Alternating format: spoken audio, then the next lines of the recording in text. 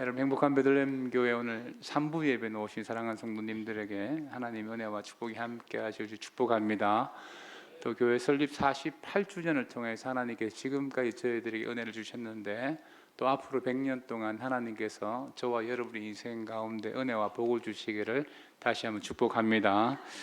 안식주를 우리 여러분 기도해 주셔서 잘 다녀왔는데, 제가 없는 기간 동안 성경학교 수련회 교구별 아우리치 너무 잘 되고 1년 중에 출석도 가장 많이 하는 주일이 있었더라고요.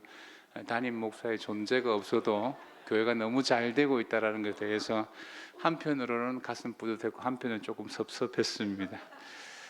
오늘 우리 설립 48주년에 기념하는 날인데, 오늘 이 말씀이 저와 여러분들의 인생 가운데 또 우리가 교회로서 신앙생활 하는 데 좋은 기준이 되었으면 좋겠습니다. 영국이 식민 지배했던 인도에는 코브라가 많아서 사람들이 코브라에 종종 물려 죽는 사건들이 빈번하게 발생을 했습니다. 그때 영국 총독부가 했던 제안이 무엇이냐면, 코브라를 잡아서 목을 잘라 오면 돈을 주는 보상 제도를 실시했습니다. 처음에 사람들이 많이 코브라를 잡아왔어요. 그러니까 영국 총독부가 시간이 곧 지나면 이 코브라의 문제를 해결할 것이라고 생각을 했는데, 시간이 1년이 지나고 2년이 지날수록 코브라의 숫자가 점점 더 늘어나는 거예요. 코브라가 줄어들지 않는 겁니다. 그래서 영국 총독부가 조사를 해보니까 그전에 사람들이 코브라를 잡기 위해서 집 주변으로 산으로 둘러다니면서 코브라를 잡아왔는데, 어느 날 보니까 집에 우리를 만들어 놓고 그곳에 코브라를 키우는 거예요. 그리고 어느 일정 시간이 되어지면 코브라를 잡아서 가서 보상을 받았죠. 이래서 이제 영국 총독부가 이제 코브라의 제거 정책을 이제 포기합니다. 그러니 사람들이 집에서 키워왔던 그 많은 뱀들을 다 내다 버리니까 코브라 숫자는 정책을 펴기 전보다 수십 배로 증가해 버렸다는 것입니다. 우리가 어떤 문제를 해결하기 위해서 대책을 시행했는데 오히려 더 큰 문제로 악화되어지는 것을 보고 우리가 코브라 효과라고 부르기도 합니다. 여러분, 왜 이런 코브라 효과가 우리 인생 가운데 생기게 될까요? 그것은 간단합니다. 너무 고민 없이 졸속적으로 대책을 세우기 때문에 그렇습니다. 여러분, 신앙생활도 마찬가지입니다. 깊은 고민 없이 시간만 보내는 신앙생활을 하게 되어지면 우리 인생 가운데 코브라 같은 문제들, 위험한 문제들만 많아지고 교회를 다니고 신앙생활을 하는데 결코 행복하지 않다는 것입니다. 그러므로 우리가 신앙생활을 하면서 분명히 신앙에 대해서 고민해보고 점검해보는 시간들이 필요하다는 것입니다. 누가복음 6장에 오늘 20절로부터 49절 말씀은 다 빨간 글씨로 되어져 있습니다. 여러분, 성경을 보시면 이 빨간 글씨로 기록되어진 것은 다 예수님이 직접 하셨던 말씀입니다. 평지설교라고도 하고, 마태복음 5장, 6장, 7장에 나오는 산상수훈의 말씀을 좀 축소해서 동일한 메시지를 가지고 성경이 기록하고 있는데, 이 평지설교가 왜 중요하냐면, 성경의 모든 말씀이 다 중요하지만 특별히 예수님이 제자들에게 하신 말씀이고 이 시대를 살아가는 저와 여러분 교회들에게 하시는 말씀입니다. 오늘 누가복음 6장 13절에 보면 밝음에 그 제자를 부르사 그 중에 12를 택하여 사도라 칭하셨으니, 자, 예수님이 제자들을 부르셨고 그 중에 12명을 택했고 그리고 사도라고 칭해 줬다는 것입니다. 사도가 무엇이냐면 보내심을 받았다라는 의미를 가지고 있습니다. 히브리서 3장 1절 말씀에 보면, 그러므로 함께 하늘의 부르심을 받은 거룩한 형제들아, 우리가 믿는 도리의 사도이시며 대제사장이신 예수를 깊이 생각하라. 자, 예수님도 뭐라고 합니까? 사도라고 성경이 말씀하고 있습니다. 예수님은 하나님께서 이 땅에 보내신 사도로 와서 저와 여러분들에게 하나님의 나라에 대해서, 구원에 대해서 귀한 사역을 감당하셨습니다. 여러분, 교회 공동체는 어떤 공동체냐면 사도성이 있습니다. 우리 주님께서 구원받은 사람을 불러 모은 공동체, 이 에클레시가 교회이고, 또 이 부름받은 사람들이 주님의 뜻을 가지고 세상으로 나아가는 공동체, 보내심을 받은 공동체가 바로 교회입니다. 오늘 이 본문 말씀은 예수님이 교회 하시는 말씀이에요. 오늘 설립 48주년을 맞이하는 저와 여러분들에게는 조금 더 무겁게 무게감 있게 다가오는 말씀인데, 내가 교회로서, 우리가 베들레헴 교회로서 어떤 방향으로 어떻게 신앙생활을 해야 되는가 영적으로 점검할 수 있는 시간이 되었으면 좋겠는데, 첫 번째 점검이 뭐냐면 나는 예수를 따르는 제자로서 행복한가를 한번 점검해 보아야 됩니다. 여러분 신앙생활 하시면서 행복하십니까? 얼굴을 보면 전혀 행복하지 않고 인생의 모든 고민과 고난을 다 짊어진 이 모습으로 앉아 계신데, 여러분 지금 물어보십시오. 지금 내 신앙생활이 행복한가? 자, 오늘 20절과 23절 말씀에 보면 예수님이 네 가지 복을 말씀해요. 너희 가난한 자가 복이 있다. 21절 지금 줄인 자가 복이 있고 지금 우는 자가 복이 있다. 그리고 22절에 인자로 말미암아 사람들이 너희를 미워하고 멀리하고 욕하고 너희 이름을 악하다 하여 버릴 때에 너희에게 복이 있다. 자, 가난한 자 복이 있고 줄인 자 복이 있고 우는 자가 복이 있고 예수를 위해서 핍박받는 자가 복이 있다고 했어요.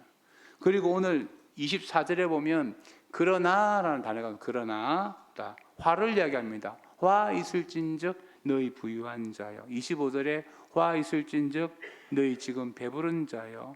화 있을진즉 너희 지금 웃는 자여. 26절에 모든 사람이 너희를 칭찬하면 화가 있다. 이번에는 네 가지 화를 이야기하십니다. 20절과 23절에서 네 가지 복을 이야기하시고, 그리고 24절로 26절 네 가지 화를 이야기하시고 구분해서 말씀하시는 것 같지만, 여러분 24절에 뭐가 있습니까? 그러나라는 이 단어가 앞에 네 가지 복과 뒤에 네 가지 화에 대해서 대조적으로 설명을 하시지만 한 가지를 이야기하는 거예요. 그 한 가지 설명이 뭐냐면 예수 믿는 사람은 복이 있는 사람이라는 거예요. 할렐루야. 예수 믿는 사람은 복을 가지고 살아가야, 행복을 가지고 살아가야 된다는 것입니다. 여러분 어떻게 가난한 것이 복이고 줄인 것이 복이고 우는 것이 복이고 핍박받는 것이 복이 될 수 있습니까? 어떻게 부유한 것이 저주고 배부른 것과 웃는 것과 칭찬받는 것이 인생의 화가 될 수 있습니까? 이거 한번 의문이 생깁니다. 근데 오늘 본문에서 네 가지 복이 있다고 말씀하시는데, 이 복이 있다라는 헬라가 마카리오이라는 단어를 사용하는데, 여러분 공간복음에 이 단어가 30번 나오는데 마태복음과 누가복음에서 28번 사용해요. 구약에서도 복의 개념을 이야기할 때 창세기 1장 28절에 하나님 사람에게 복을 주셨다. 이 복은 이 히브리 말로 바라크, 하나님 앞에 무릎을 꿇는다는 의미도 있지만 하나님이 일방적으로 주시는 복이죠. 하나님이 아브라함을 불러서 내가 너에게 복 주겠다 했을 때 이게 바라크예요. 근데 이 바라크의 복이 하나 있고 또 하나의 복이 뭐냐면 시편 1편에 나오는 복 있는 사람은 할 때 이 복은 아시와르라고 해서 하나님과의 관계에서 내가 어떤 태도를 가지느냐에 따라서 받는 복입니다. 구약에 두 가지 복의 개념이 있는데, 오늘 우리가 읽었던 이 누가복음 6장에서 나오는 마카리오이 이 복은 구약의 시편 1편에 나오는 아시와르, 하나님과의 관계에서 신뢰를 얻는 사람이 가지는 복이라는 겁니다. 여러분 제자들이 지금 가난해지고 줄이고 울고 핍박받는 이유가 무엇입니까? 예수님 때문입니다. 예수님과 관계 때문에, 예수 믿고 구원받았기 때문에, 제자가 되었기 때문에 생기는 일들이에요. 여러분 예수 믿는 사람은 가치관이 딱 변화되어지게 되어져 있습니다. 그래서 예수님 때문에 내가 가난해질 수도 있고, 내가 여러분 줄일 수도 있고 울 수도 있고 억울한 일을 당할 수도 있다라는 것이 예수 믿는 자 내면에 가지고 있는 신앙의 가치관입니다.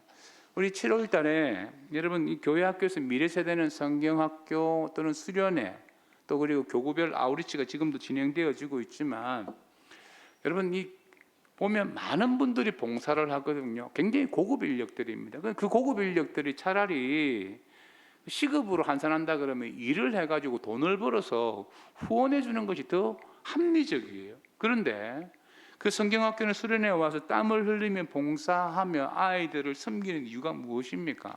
그것은 예수님과의 관계 때문입니다. 예수님과의 무슨 관계입니까? 내가 예수 그리스도 이름으로 구원받았기 때문에, 그래서 이 땅에서 또 다른 가치관을 가지고 살아가는 것입니다.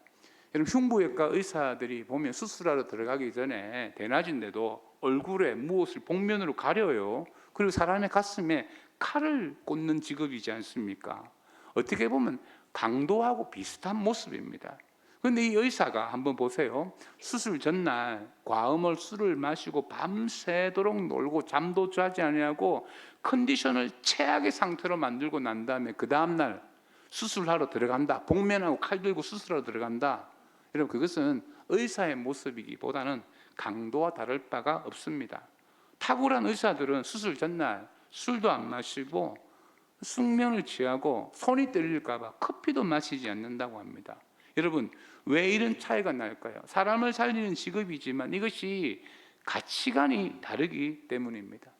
예수를 따르기 위해서 예수의 관계 때문에 모든 것을 포기하는 제자들도 있지만 그와 대조적으로 예수를 따르기 위해서 그 어떤 것도 포기하지 못하고 포기하는 것을 거절했던 사람들이 있어요.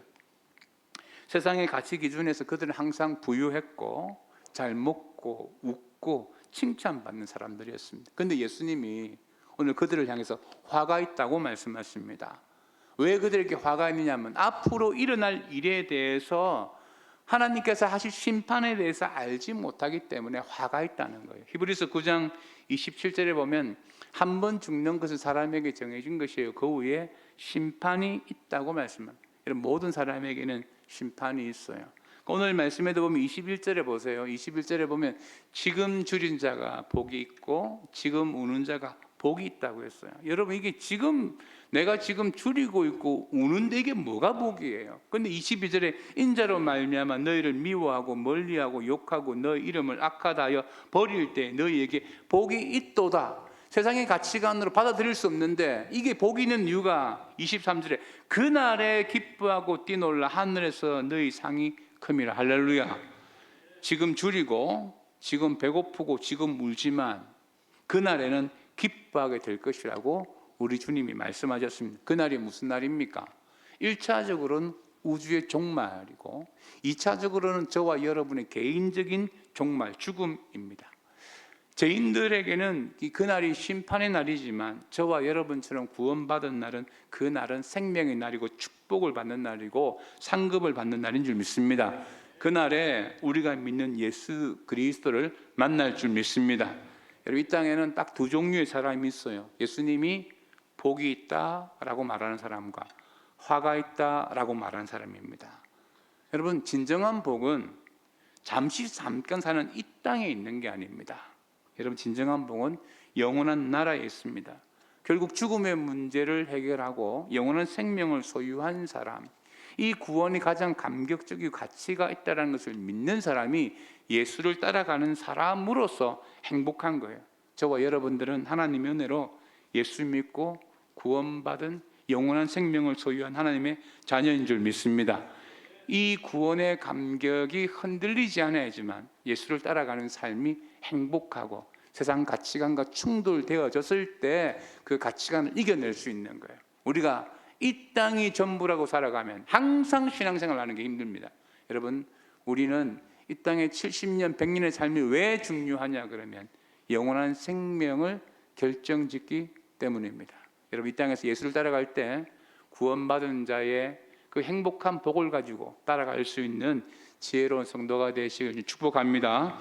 두 번째는 나는 예수를 따르는 행복한 사람이라면 나는 다른 사람들에게 행복을 주고 있는가를 한번 점검해 볼 필요가 있습니다. 여러분, 우리가 언제 행복합니까? 언제 행복하다고 느낍니까? 그것은 사랑을 받을 때 행복하다고 느낍니다. 우리가 당신은 사랑받고 태어난 사람, 이 노래가 굉장히 명곡인 이유가 뭐냐면 모든 사람은 사랑을 받고 싶어 해요. 그 사랑받을 때 행복감을 느낍니다. 오늘 우리가 읽었던 본문 38절에 보면 예수님이 주라 그리하면 너희에게 줄 것이리라고 말씀하셨습니다. 자, 오늘 이 평지 설교 전체 예수님의 말씀 가운데 예수님이 무엇을 주라고 하는지 우리가 한번 살펴볼 필요가 있는데, 자, 27절에 보시면, 자, 너희 원수를 사랑하며, 첫 번째 사랑 주라는 거예요. 너희를 미워하는 자를 선대하며 선을 주라는 겁니다. 그죠? 그리고 너희를 저주하는 자에게 축복하며, 세 번째 너희를 모욕하는 자를 어떻게 합니까? 기도해 주라는 거예요. 그리고 너희 입밤을 치는 자에게는 젖밤도 돌려대며, 이 말은 뭐냐면 보복하지 말라는 겁니다. 내 겉옷을 빼앗는 자에게 속옷도 거절하지 말라. 이거 뭡니까? 아낌없이 주라는 거예요. 그 31절에 보면 남에게 대접을 받고자 하는데도 너희도 남을 어떻게 하랍니까? 대접하라는 거예요. 자, 주님께서 7가지를 주라고 말씀하지만 한 단어로 딱 표현한다 그러면 뭐냐면 사랑을 주라는 것입니다. 사랑하는 성도 여러분, 사람은요 자기 마음속에 있는 것을 딱 주게 되어져 있어요.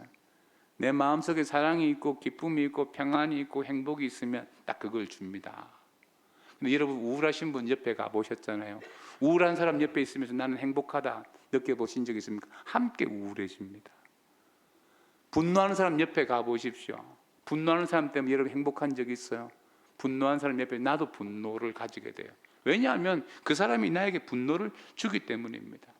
여러분, 사랑을 주면, 주님이 주라고 했는데 이 사랑을 주면 우리가 어떤 존재가 되어지느냐. 자, 오늘 35절에 보면 이렇게 말씀합니다. 오직 너희는 원수를 사랑하고 선대하며 아무것도 바라지 말고 구워주라. 그리하면 너희 상이 클 것이요 또 지극히 높으신 이에 뭐가 된다고요? 아들이 되리니. 우리가 사랑을 주고 행복을 주는 것이 뭐가 되는 길입니까? 지극히 높으신 이의 아들이 되는 겁니다. 이게 뭐냐면 우리가 주님의 사랑을 실천하며 살아가면 하나님을 나타낼 수 있고 예수 그리스도의 십자가의 은혜를 나타내는 존재로서 이게 바로 복음 전하는 것입니다. 여러분, 오늘 예수님이 32절 34절에서 우리에게 권면하는 게 뭐냐면 너희가 만일 너희를 사랑하는 자만 사랑하면 칭찬받을 것이 무엇이냐? 죄인들도 사랑하는 자를 사랑한다. 33절에 너희가 만일 선대하는 자만 선대하면 칭찬받을 것이 무엇이냐? 죄인들도 이렇게 한다. 34절에 너희가 받기를 바라고 사람에게 구워주면 칭찬받을 것이 무엇이냐? 죄인들도 그만큼 받고자 하여 죄인에게 구워준다고 합니다.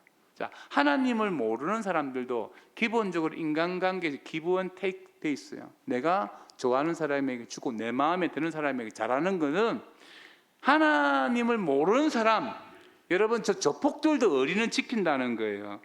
그 정도 수준에서 주라는 게 아닙니다. 우리는 신앙생활을 하면서 내 마음에 드는 사람에게만 주고자 하는 겁니다. 내 마음에 조금만 비틀어지면 결코 주는 것을 용납하지 않습니다.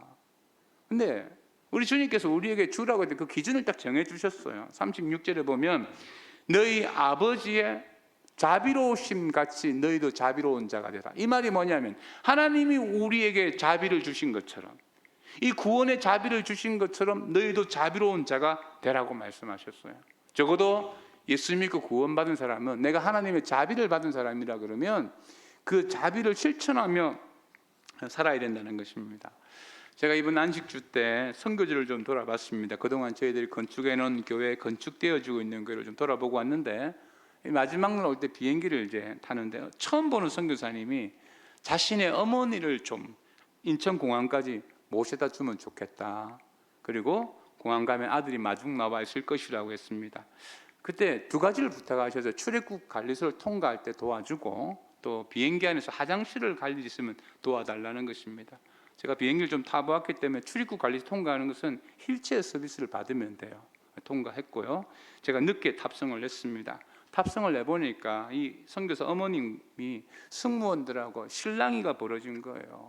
자신의 가방을 잃어버렸다는 겁니다. 이 승무원들은 가방을 잃어버렸다 그러니, 그리고 이분이 조금 행설수설하니까 탑승을 시킬 수가 없다라고 이렇게 하면서 실랑이를 벌이고 있는 것을 제가 보고, 제가 아는 지인인데 제가 물어보겠습니다 하고 그 선교사님에게 카톡으로 전화를 해서 물어보니까 그때 제가 알았어요.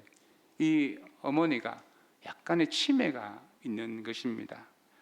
이 치매 있는 분하고 제가 6시간을 함께 같이 가야 되는데 승무원이 저에게 옆자리를 제공해 주셨어요. 옆자리에 앉았는데 이분이 내 가방이 어디 있느냐, 화물칸에 있습니다. 몇 번 물어봤을 것 같아요? 100번 물어보셨습니다. 마지막 인천에 내릴 때도 물어보셨습니다. 인천공항에 몇 시에 도착하느냐? 6시에 도착합니다. 몇 번 물어봤을 것 같아요? 이것도 100번 물어봤어요. 인천공항에 도착하면 저희 아들이 나오느냐, 누가 나오느냐? 아들이 나온다. 100번 대답했습니다. 비행기가 난기류면 좌석에서 일어날 수 없지 않습니까? 근데 화장실을 가시겠대요. 제가 승무원을 콜했습니다. 승무원이 난기류기 때문에 움직일 수 없다며. 근데 화장실 가시겠다 그러니까 제가 죄송하다 부탁하면서 화장실을 모시고 가게 했습니다. 이분이 뭔가 불안하신지 한숨도 안 주무시는 거예요. 이분이 한숨도 안 주무시니까 저도 한숨도 잘 수가 없고, 승무원들은 지나가면서 할머니 화장실 가고 싶으면 말씀하세요. 이게 레파토리였습니다. 제 마음에 약간 불편한 거예요. 어떻게 치매가 있는 어머니를 혼자 비행기를 타서 보낼 수 있는 이 자녀들은 도대체 어떤 자녀냐, 이런 생각이 들었습니다. 그때 제 마음에 생긴 약간의 그 하나님의 감동이 뭐냐면, 최 목사, 너는 한 번이지 않느냐. 이 선교사 가족들은 매일 반복되는 일상인데 주는 자가 복이 있다고 하지 않느냐. 여러분, 우리는 무언가 주는 자가 복이 있다고 했을 때 물질을 생각을 하거든요. 성경은 사랑을 주라고 말씀하십니다. 저희 둘째 아들이 수요 예배 설교를 처음 했어요. 공예배 설교를. 그러면서 사람이 잘 변화되지 않는다라고 이렇게 서론에서 이야기하면서 자기 아버지가 20년 동안 양말을 뒤집어서 놓는데 엄마가 그 모습에 항상 화가 나고 아빠가 변하지 않는데 어떻게 이럴 수 있는, 이런 예화를 들었다는 거예요. 그래서 그 교회 담임 목사님이 아들의 복수에서 링크를 저한테 보내왔더라고요. 제가 그걸 보면서 아들에게 물었더니 저희 아들이 하는 말이, 아버지가 25년 동안 설교 때 자기를 예화로 사용했기 때문에 자기도 앞으로 25년 동안 예화로 사용하겠대. 딱 25년만 하겠대. 여러분, 인생은 잘 심어야 돼요.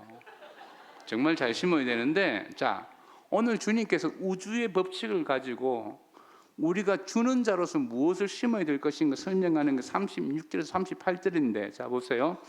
너희 아버지의 자비로우신 같이 너희도 자비로운 자가 되라. 비판하지 말라.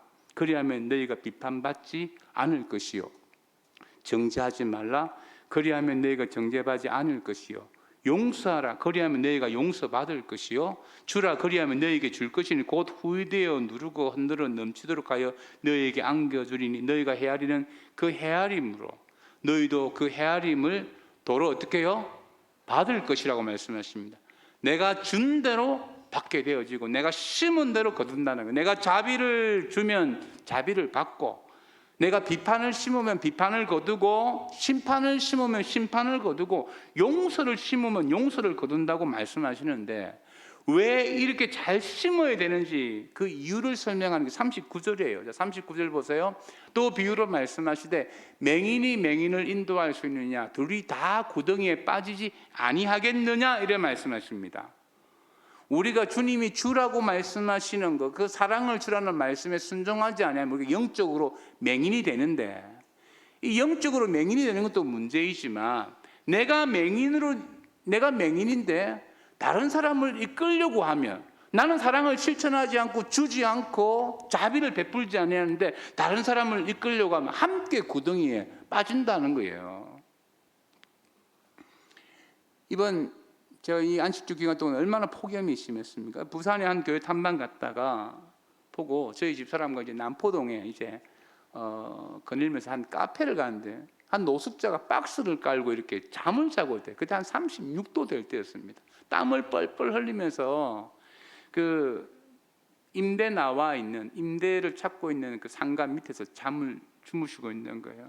마음이 많이 불편해서 그 옆에 카페를 들어가서 이제 커피 오더를 하고 난 다음에 화장실을 갔다 오는데 저희 집사람이 이 음료를 숙잔시킨 거예요. 그래서 저한테 이제 한 잔을 더 주면서 저 노숙자에게 전달하고 오라는 겁니다. 제가 또 여자 말을 잘 들어야 된다는 교육을 많이 받았기 때문에 들고 가서 그 주무시고 있는 분을 깨우는데 한 1분 넘게 걸리더라고요. 깨워서 바로 앉히셔서 이렇게 땀을 이렇게 흘리고 자면 큰일 난다고, 그래서 이걸 좀 마시라고, 이런저런 이야기를 한 3분, 5분 정도 했어요. 그 시간 동안 무슨 일이 일어났냐면, 저는 사실 아내가 보내서 간 겁니다. 바보도 먹을, 안 그러면 큰일 나니까. 근데 그 음료를 주는 그 시간, 지나가는 어떤 학생은 이분에게 샌드위치를 주고 가기도 하고, 어떤 분은 주머니에 돈 10,000원짜리를 내서 주시기도 하더라고요. 여러분, 궁극적으로 선행이 선행을 불러오는 것입니다. 우리가 영적으로 맹인이 되어서 무언가 누구를 이끌고 다스리고 그를 고쳐보겠다, 함께 구덩이에 빠집니다. 오늘 43절 45절에서 이렇게 말하잖아요.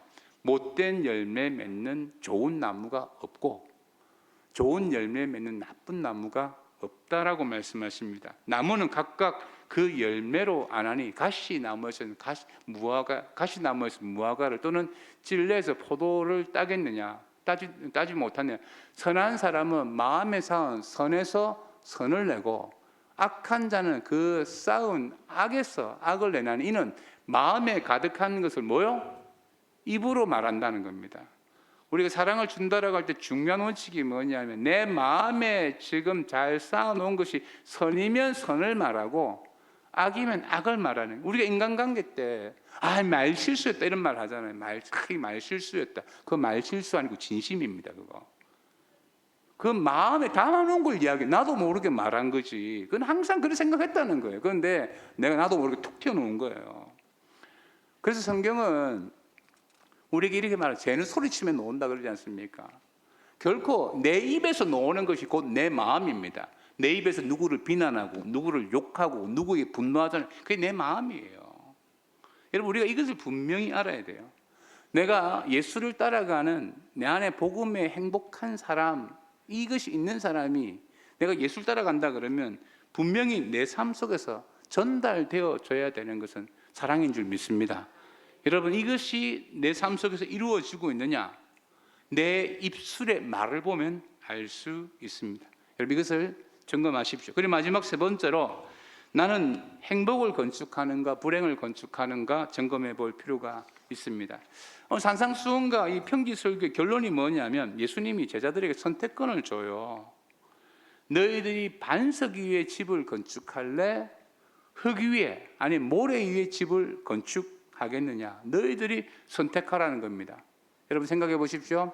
똑같은 설계도를 가지고 똑같은 건축 자재를 가지고 집을 짓는데, 반석 위에 짓느냐 모래 위에 짓느냐는 그 과정도 다르고 결과도 다릅니다. 결과가 어떻게 다르냐? 자, 여러분 48절 49절에 보면, 집을 짓되 깊이 파고 주초를 반석에 놓은 사람 같으니 큰 물이 나서 탕류가 그 집에 부딪히되 잘 지었기 때문에 능히 요동하지 못하게 하였거니와, 듣고 행하지 아니하는 자는 주초 없이 흙 위에 집을 지은 사람 같으니 탕류가 부딪히며 집이 곧 무너져 파괴됨이 심하니라 하시니라. 자, 여기서 공통점이, 똑같이 집을 지었는데 반석 위에 집을 지은 사람이나 흙 위에 집을 지은 사람이나 똑같은 공동적인 사건이 뭡니까? 인생에 태풍이 왔다는 거예요. 여러분, 우리의 삶이 행복한지 안 행복한지 언제 알 수 있는지 아십니까? 인생에 어려운 일과 태풍이 왔는데 그때 무너지지 아니하면 그게 행복한 인생이고요. 인생에 태풍이 와서 내가 지었던 인생의 집들이 기초가 부족해서 헛무너지면 그게 불행한 인생이에요. 궁극적으로 나는 행복을 잘 건축하고 있는지 불행을 잘 건축하고 있는지 살펴볼 수 있어요. 오늘 우리 주님이 행복과 불행을 건축하는 방법이 뭐냐면, 주는 자의 삶을 살아라는 것입니다. 제가 안식주 때 영구 안식주니까 다 교회를 많이 방문했습니다. 그 중에 이제 꼭 방문하고 싶은 교회는 아니었지만 갑자기 방문하게 된 교회가 선교지에서 치앙라이 은혜교회인데, 이 교회는 미얀마 난민들이 모여서 19년 동안 지금 교회를 세우는데 이제는 한 500명 이상 모이는 대형 교회가 되었어요.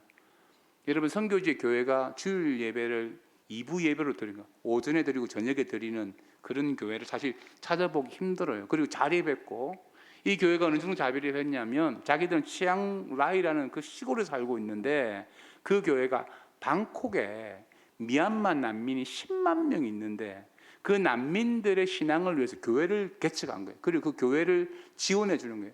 그 개척교회 설립 예배에 담임 목사님이 설교하러 가는 바람에 제가 갑자기 설교를 하러 간 거예요. 제가 그 500명들 앞에서 설교하면서, 이분들도 다 난민이고 노동자고 외국인이, 그 땅에서는 외국인 그런 노동자 아닙니까?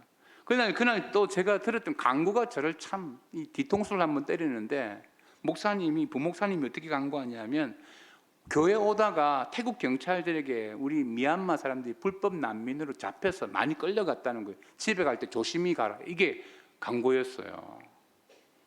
여러분, 자기들도 노동자고 외국인이고 지금 신분이 어려운데 또 다른 사람을 돕는 그 모습.